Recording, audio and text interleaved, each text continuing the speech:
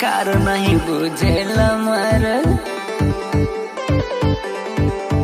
ए ठंडी बयरिया जगा देले दर्द, भाड़ा बेकार नहीं बुझेला मर्द।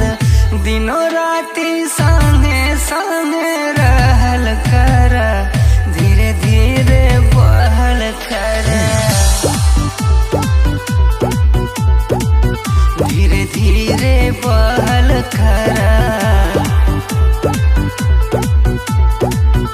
दिनों राती संगे संगे रहल कर, धीरे धीरे बहल कर।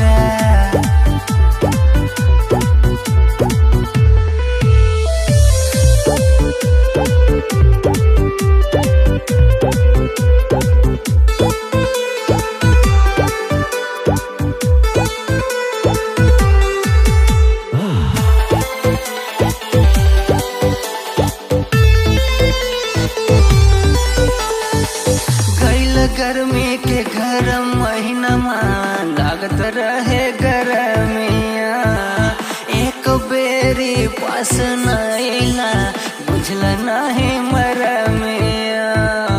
एक बेरी पास नैला बुझल नहीं मरमिया।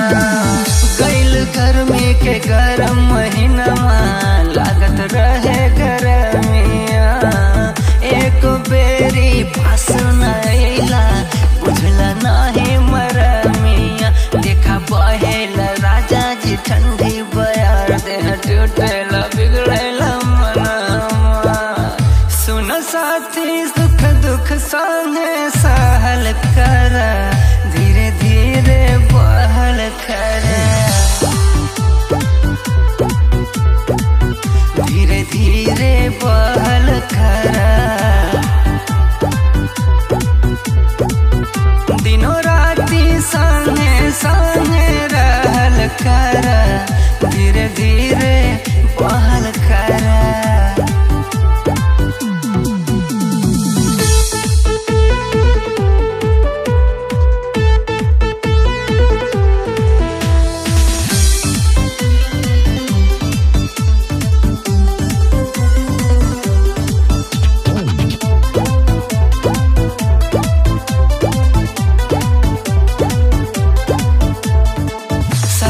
पल्लू कहेला बदनमा, पास आजा सजनवा।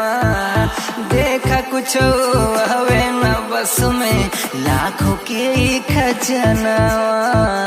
देखा कुछ हवे न बस में, लाखों के खजनवा। सर के पल्लू कहेला बदनमा, पास आजा सजनवा। देखा कुछ हवे न बस में, लाखों के खजनवा। तनिका आवेला फिर छुके छोड़ देला हो, निक बाड़ी ना काहे मुँह मोड़ लेला हो। जवन मन करे राजा कहल कर, धीरे धीरे बहल कर,